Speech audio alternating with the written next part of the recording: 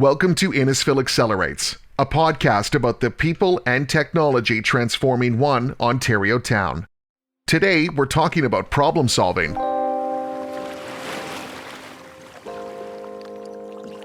Innisfil occupies the southwest corner of Lake Simcoe. It's a beautiful place, especially in the summertime. The lake is always popular at that time of year. Tens of thousands of people visit the beaches and parks, but the real draw, of course, is the water.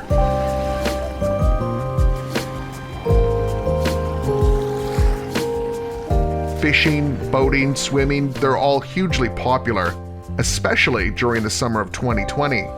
With businesses and shops closed and most indoor events scaled back, the demand for lake access was at an all-time high.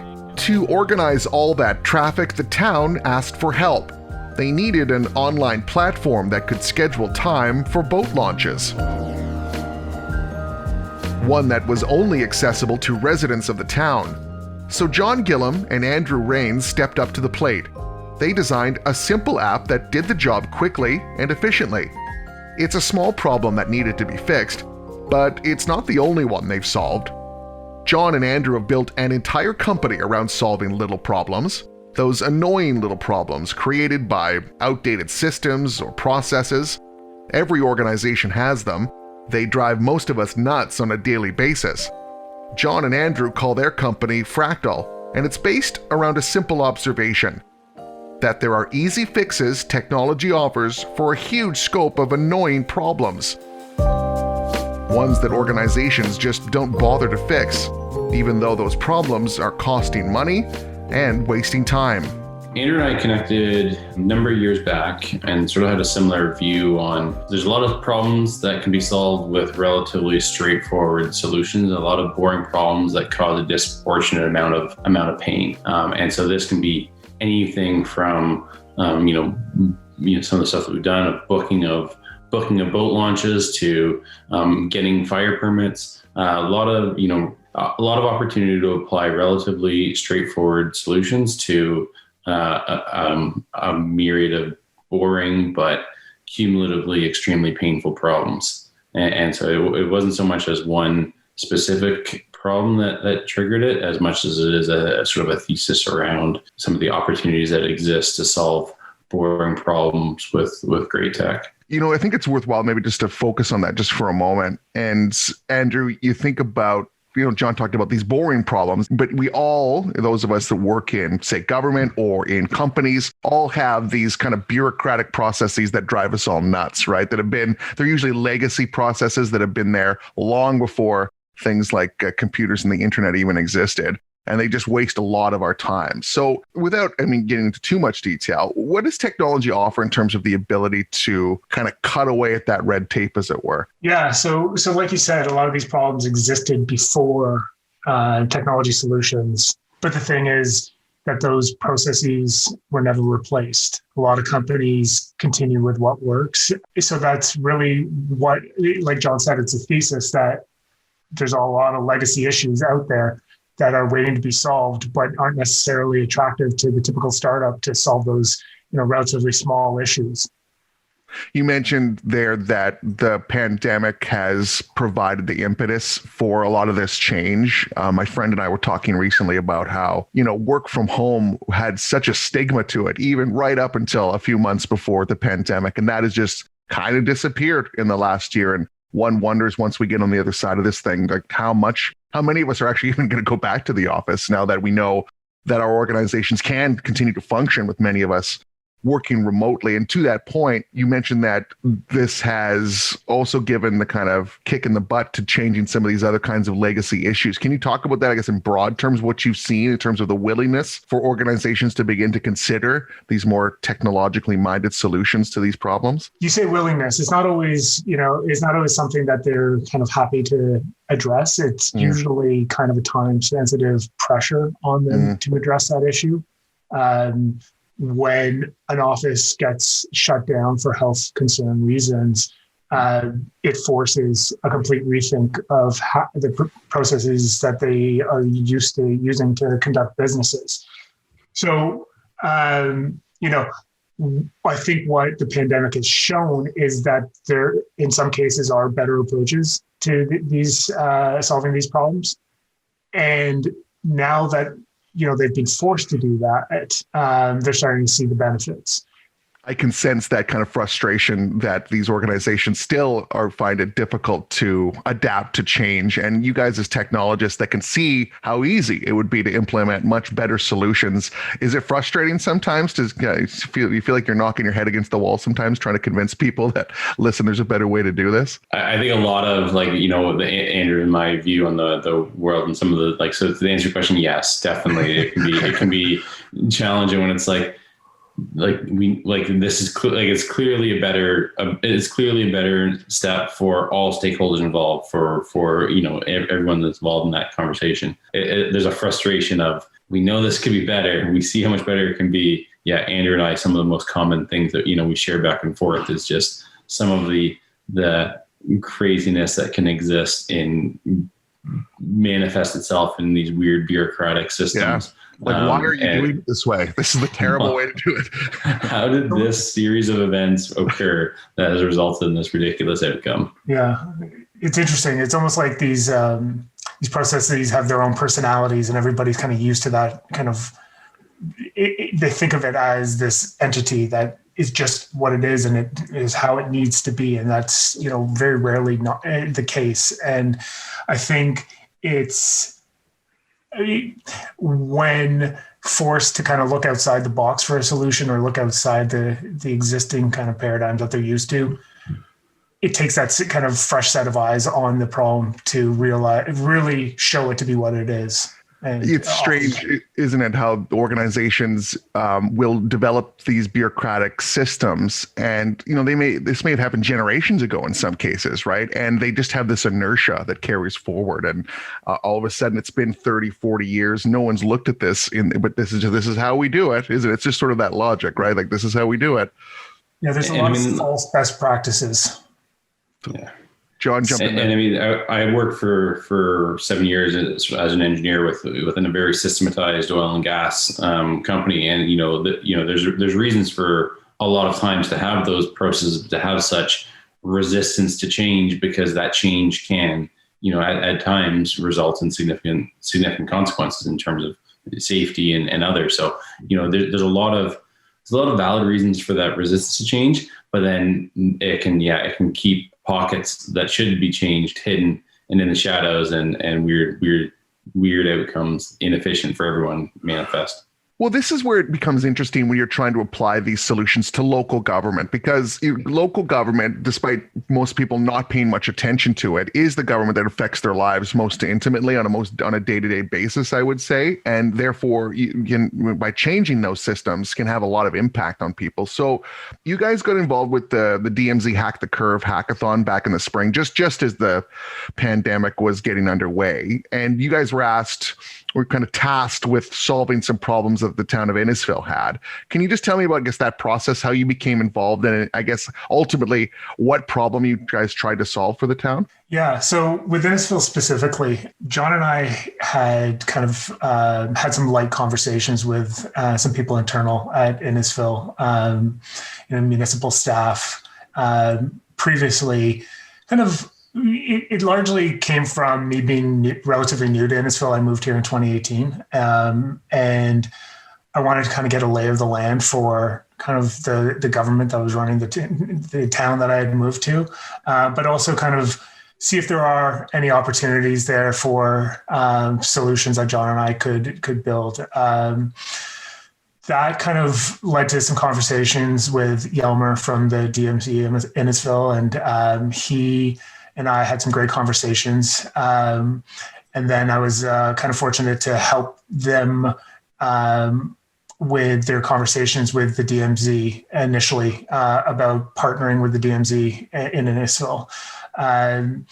So that was interesting for me, kind of in the 2018, 2019 phase. But when 2020 rolled around and suddenly there were some real issues with running a municipal government from a centralized location, that caused them to like I said previously, kind of look outside the box for a new type of solution.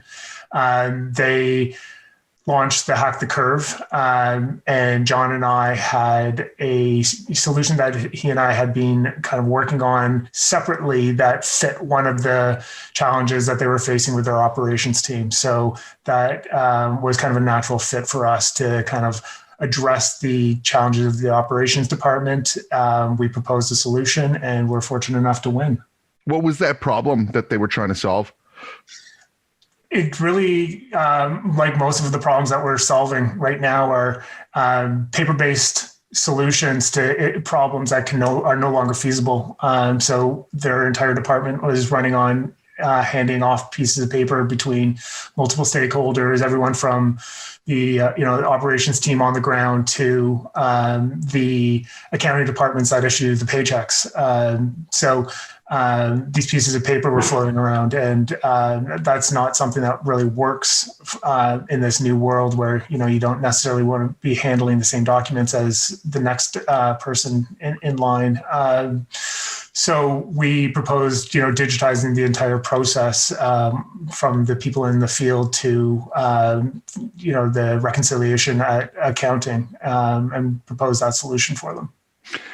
I'm interested to know what was more difficult, developing the underlying technology or trying to apply that technology to these existing processes. I mean, that to say, like, because it's city government, a lot of this has been passed by, legislation that you have to adhere to, right? So which was more difficult, trying to make it work inside this existing system, or just developing the underlying technology?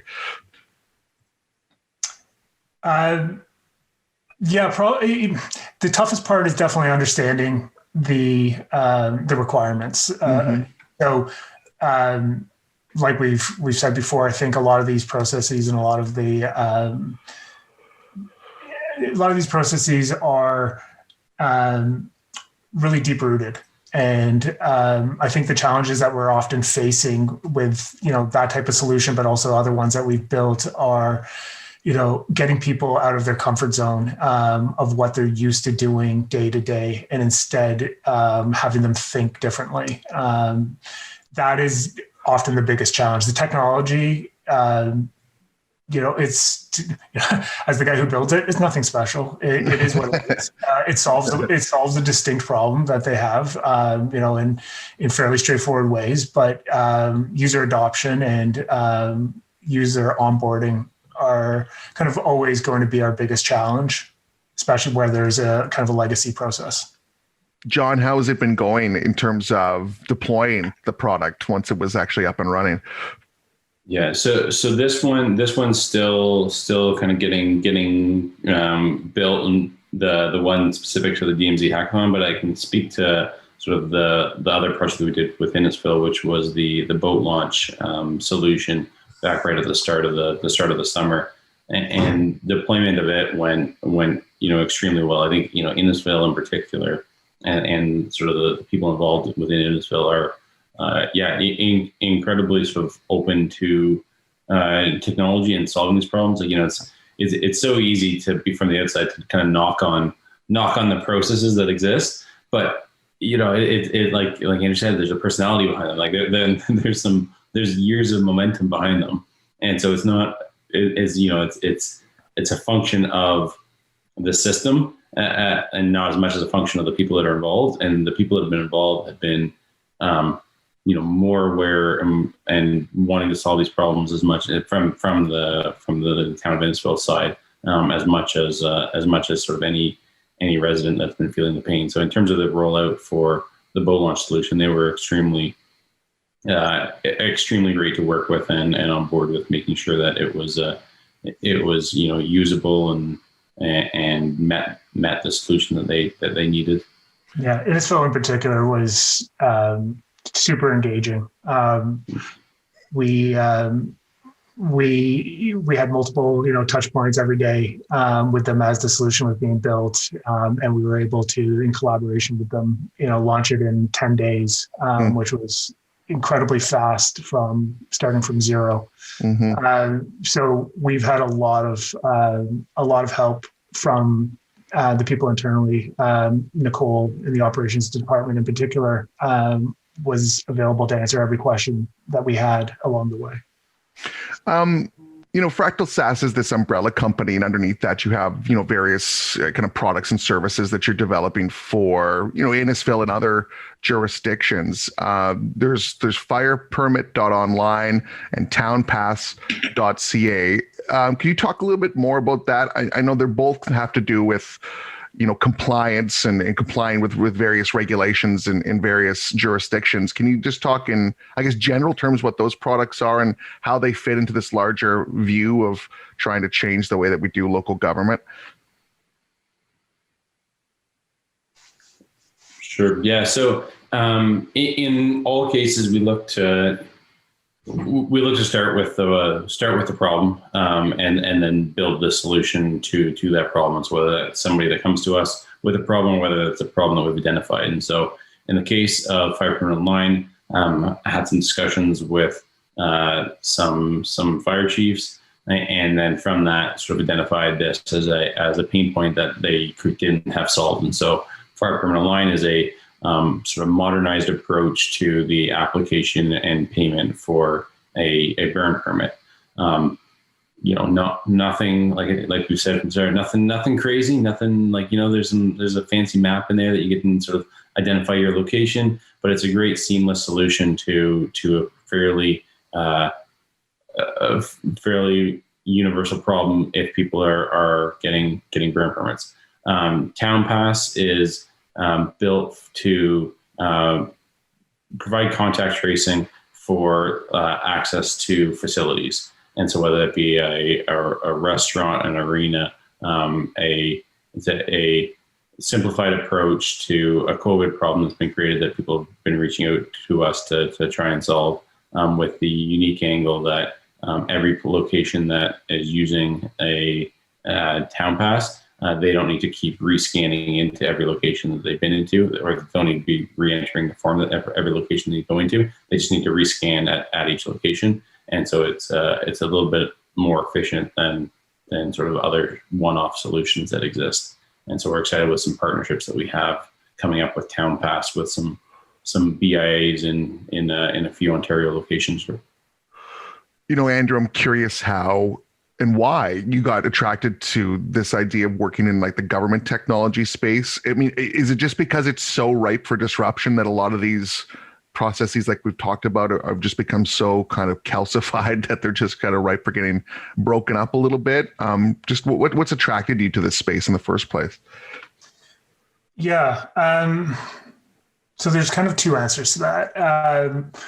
One, the original thesis that John and I had was to solve kind of boring problems that other people were overlooking. So boring problems kind of leads us towards municipal government challenges that they're facing. But really, I think it also touches back to something that you said earlier, where whether or not, it's a thing that we focus on most when we think of politics, it really is the area of politics that has the most impact on us every day. The way that the towns and cities that we live in are run has direct impact on us as residents and citizens. So John and I kind of both are of the belief that it's really important for municipal governments to be run really well, and for them to be open to the best solution to problems rather than the inherited solution to a problem. So that's what really kind of at the end of the day makes it attractive to us, is that we want to solve problems that have direct impact on us, as well as our neighbors. And, it's interesting when we're trying to solve these problems for local government, efficiency can sometimes bang up against people. And I just wonder if there are problems when you're trying to develop algorithmic solutions to things that the human element can get kind of tossed aside sometimes. Like, I'm really all about this idea of trying to make local government as responsive as possible. But at the same time, you can build an algorithm when it's in a a local government context that can kind of leave people behind. Does that make sense? And I just wonder to what degree you try and factor those issues into your solutions, trying to keep the human front and center, I guess, as opposed to just rigid efficiency. Yeah. So totally, we totally understand that. But what we're actually seeing in solving these problems is not that we're replacing human resources. We're not replacing the individual in these departments. What we're really seeing is that a lot of times, whether it's a fire permit or more recently being asked to check people into facilities, it's not the core function of that person's kind of job to do these tasks. There's no one at Municipal Hall or the fire hall that is dedicated to issuing burn permits or, checking people into the hockey arenas. It's something that's being tacked on to their responsibilities, and that has become kind of an outsized drain on their efficiency versus what they're supposed to be doing with the bulk of their time. It becomes really cumbersome for them to get to actual work because they're occupied with paperwork or standing in the cold to check people in one by one.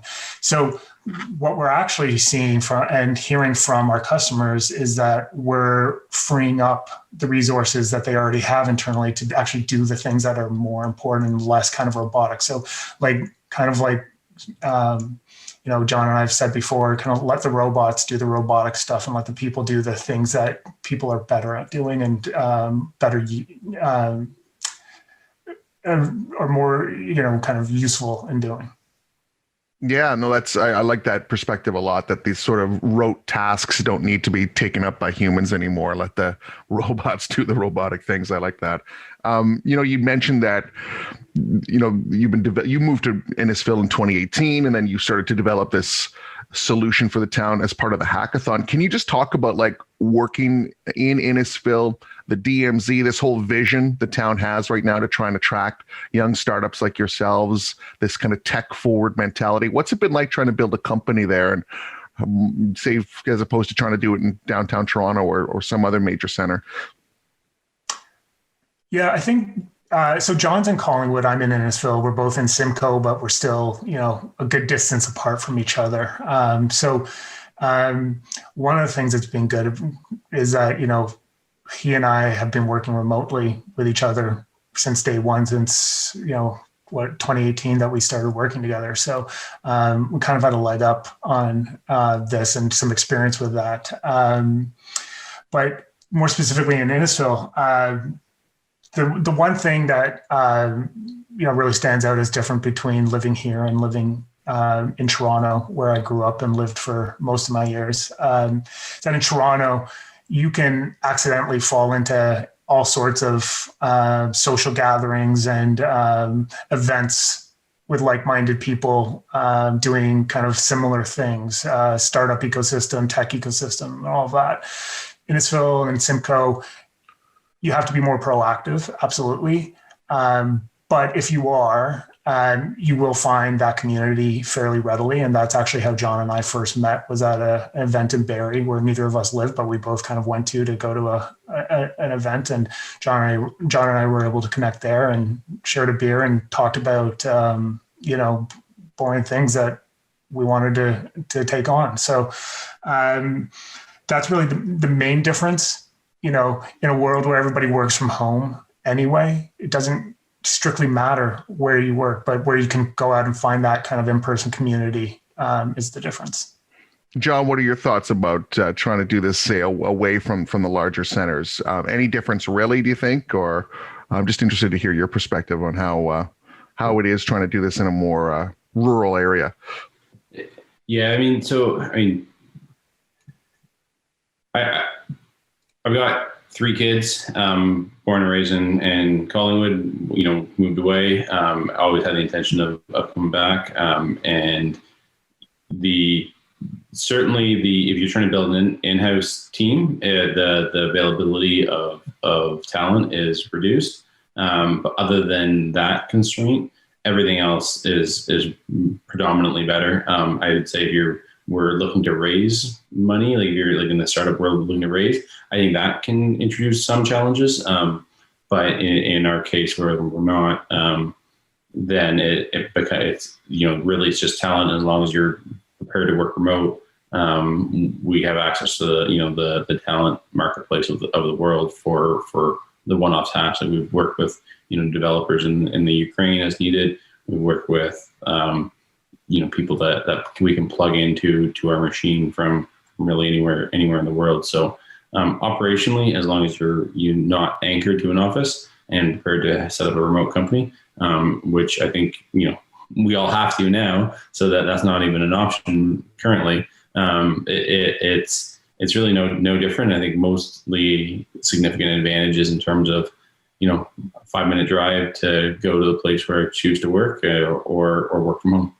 What about this larger vision that Innisfil has been pursuing? I mean, you mentioned that trying to deploy this inside that town has been kind of really easy, that they're really easy to work with. What's your perspective on this, that overall vision that the town is pursuing and whether it's working or not?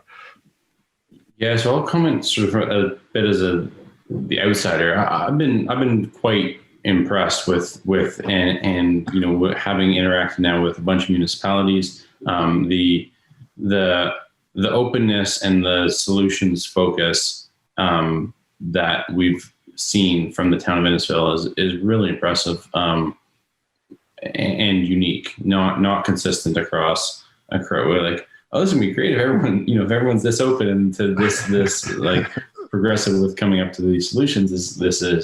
All these conversations are going to be,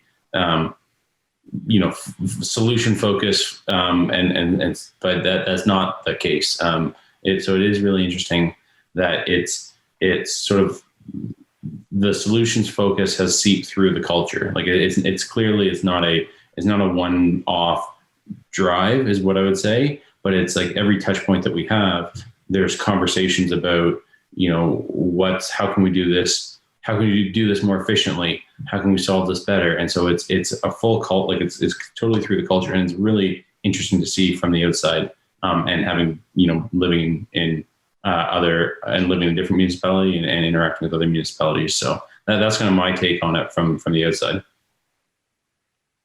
Andrew, do you want to jump in there? So I'll say, when my wife and I moved here in 2018, I had no visibility into Innisfil's, politics or how it was run as a municipality.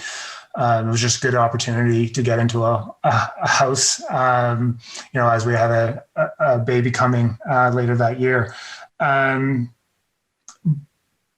But I've been really pleasantly surprised in working with the town. From the first time I met Yelmer and Nicole, I was kind of shocked to see how progressive and how forward thinking they were, and how, they both had read the Lean Startup and many other kind of startup manuals, and were throwing around lingo, talking like tech people. And that was kind of surprising to me. I was absolutely not suspecting that or expecting that. So that has been nice. But also from the DMZ Accelerator, and also what they're looking to achieve with the mobility orbit that actually will be happening, less than a kilometer from where I live. It's hugely exciting. It's really ambitious. I'm rooting for them to pull it off. I think I'm kind of in agreement with the ambition, but also with the plan, and the reasoning behind it, I think, are strong. So I'm really excited to live here now. We weren't sure if we were just going to stay here for a little bit and then move on or move back to the city, or, we're now at a place where we're too excited to see what will happen next to leave anytime soon. We're happy to be here.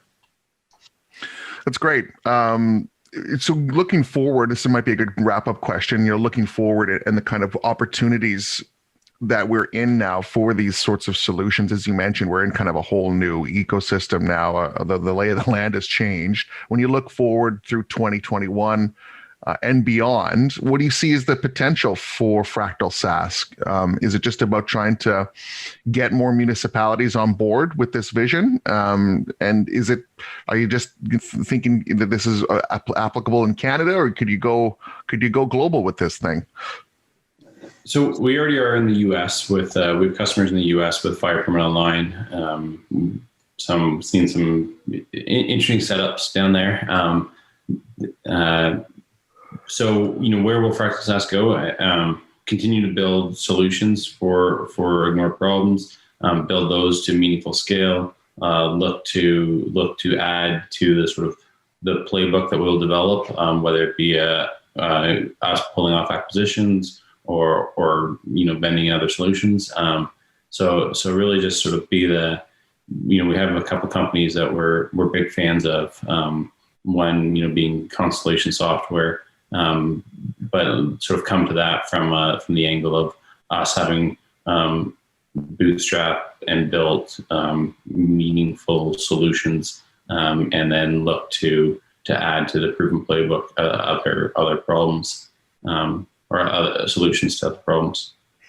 Andrew, what do you think about the future for the company? Yeah, I'm pretty excited.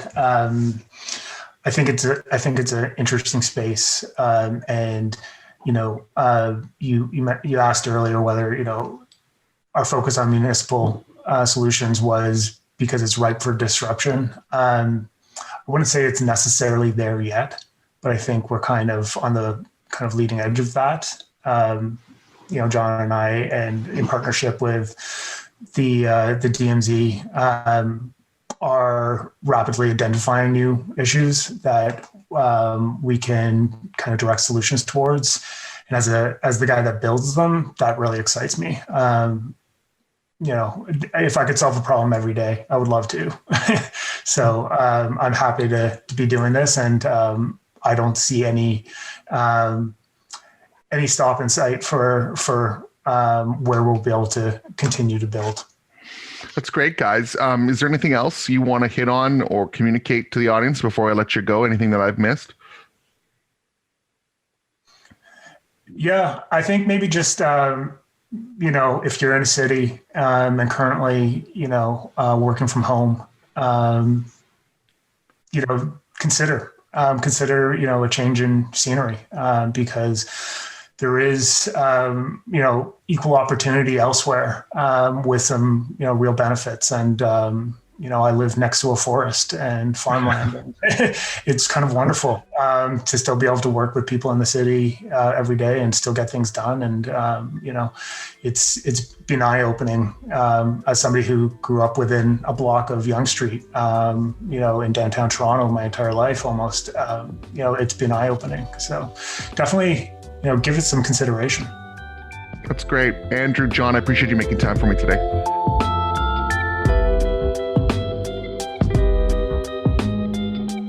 You can learn more about John, Andrew, and their company, Fractal SAAS, by clicking the link in the episode description. Innisfil Accelerates is a program sponsored by the town of Innisfil. You can learn more about how they can help support your great business idea at innisfilaccelerates.ca.